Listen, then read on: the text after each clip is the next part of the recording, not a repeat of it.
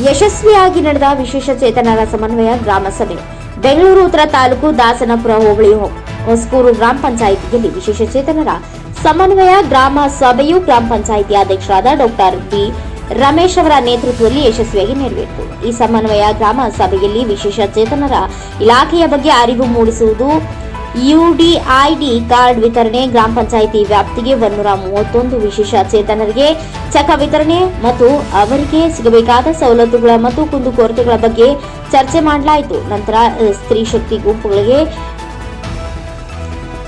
ಬೀರು ಮತ್ತು ಟೇಬಲ್ಗಳನ್ನು doctor B Ramesh ಅವರು ವಿತರಣೆ ಮಾಡಿದರು. Hanumantharaju, NKS TV4 news, Bengaluru. ಗ್ರಾಮ ಪಂಚಾಯಿತಿ ಅಧ್ಯಕ್ಷರು ದಾಸನಪುರ ಬೆಂಗಳೂರು ಉತ್ತರ ತಾಲೂಕು. ಇವತ್ತು ಏನು ಕಾರ್ಯಕ್ರಮ? ಇವತ್ತು ವಿಶೇಷ ವಿಕಲಚೇತನದ ಗ್ರಾಮ ಸಭೆಯನ್ನು ನಮ್ಮ ಹೊಸಕೂರು ಗ್ರಾಮ ಪಂಚಾಯಿತಿನಲ್ಲಿ ಹಮ್ಮಿಕೊಂಡಿದ್ವಿ. ಏನಕ್ಕೋಸ್ಕರ ಇಲ್ಲಿ ಸರ್ಕಾರದಿಂದ ಅವರಿಗೆ ನಮ್ಮ ಅನುದಾನದಲ್ಲಿ 5% ಅನುದಾನದಲ್ಲಿ ವಿಶೇಷ ವಿಕಲಚೇತನರಿಗೆ ಅವರಿಗೆ ಸಹಾಯ ಮಾಡ್ತಕ್ಕಂಥದ್ದು, ಅವ್ರಿಗೆ ಸಂಬಂಧಪಟ್ಟಂಗೆ ನಾವು ಪಂಚಾಯತಿನಲ್ಲಿ ಏನೆಲ್ಲ ವಿಭಾಗಕ್ಕೂ ನಾವು ಅನುದಾನ ಕೊಡ್ತೀವಿ, ಅದೇ ರೀತಿ ನಾವು ವಿಶೇಷ ವಿಕಲಚೇತನರಿಗೂ 5% ಕೊಡ್ತೀವಿ. ಸಂಬಂಧಪಟ್ಟಂಗೆ ಅವರ ಕುಂದುಕೊರತೆಗಳು ಮತ್ತು ಅವರಿಗೆ ಆಗ್ತಕ್ಕಂಥ ಏನು ಅನುಕೂಲಗಳು ಬೇಕು, ಅವಶ್ಯಕತೆ ಏನಿದೆ ಅದನ್ನು ಫುಲ್ಫಿಲ್ ಮಾಡೋಂಥ ಒಂದು ಕಾರ್ಯಕ್ರಮ ಇದು ಗ್ರಾಮ ಸಭೆ ವಿಶೇಷ. ಈ ನಮ್ಮ ಪಂಚಾಯತಿ ವ್ಯಾಪ್ತಿನಲ್ಲಿ 130 ಜನ ವಿಶೇಷ ವಿಕಲಚೇತನರವರು ಸಂಬಂಧಪಟ್ಟಂಗೆ ಕೆಲವರಿಗೆ ಕೊಟ್ಟಿದ್ವಿ. ಇವತ್ತು ಯಾರಿಗೆ ಇನ್ನೂ ಬಾಕಿ ಇತ್ತು ಅವರಿಗೆ ಕೊಟ್ಟಿದ್ವಿ. ಮತ್ತು ಅದ್ರ ಜೊತೆಗೆ ಅವರಿಗೆ ಊಟದ ಒಂದು ಬಾಕ್ಸ್ ಕೂಡ ಪ್ರತಿಯೊಬ್ಬರು 130 ಜನಕ್ಕೂ ನಾವು ಗ್ರಾಮ ಪಂಚಾಯತಿಯಿಂದ ಕೊಟ್ಟಿದ್ದೀವಿ. ಅದ್ರ ಜೊತೆಗೆ ವಿವಾಹವಾದವರಿಗೆ ಒಂದು ಪ್ರೋತ್ಸಾಹಧನ ಅಂತೇಳಿ ವಿಕಲಚೇತನರಿಗೆ ಚೆಕ್ಗಳು ಕೊಟ್ಟಿದ್ದೀವಿ.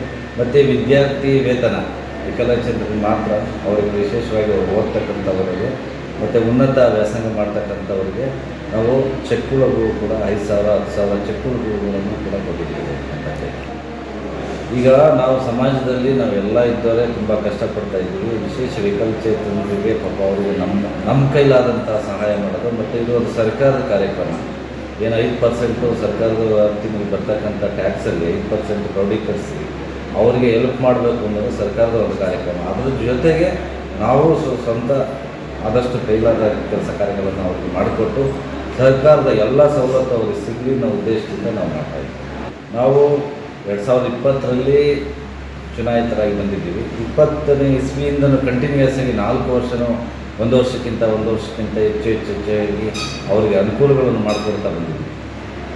ಮುಂದೆ ಅವ್ರಿಗೂ ನಾವು ಸಮಾಜದಲ್ಲಿ ನಾವೆಲ್ಲ ಚೆನ್ನಾಗಿದ್ದೀವಿ, ಅವ್ರಿಗೂ ನಮ್ಮ ಕೈಲಾದ ಅನುಕೂಲಗಳನ್ನು ಮಾಡಿ ಸಮಾಜದಲ್ಲಿ ಅವ್ರನ್ನೂ ಮೇಲ್ದರ್ಜೆಗೆ ಬರಬೇಕು ಅನ್ನೋ ಉದ್ದೇಶ ಇಟ್ಕೊಂಡು ಮುಂದಿನ ದಿನಗಳಲ್ಲೂ ನಾವು ಕೈಲಾದ ಶಕ್ತಿ ಮೀರಿ ಕೆಲಸ ಮಾಡಿ ಅವರಿಗೆ ಸಹಾಯ ಪ್ರೋತ್ಸಾಹ ಎಲ್ಲ ಮಾಡಬೇಕು ಅಂತ ಹೇಳಿ ನಾವೆಲ್ಲ ಪಂಚಾಯಿತಿ ಎಲ್ಲ ಸದಸ್ಯರುಗಳು ಮತ್ತು ಪಂಚಾಯಿತಿಯ ಅಧಿಕಾರಿಗಳು ಎಲ್ಲರೂ ಸೇರಿ ಪಣ ತೊಟ್ಟು ಕೆಲಸ ಮಾಡ್ತಾಯಿದ್ದೀವಿ.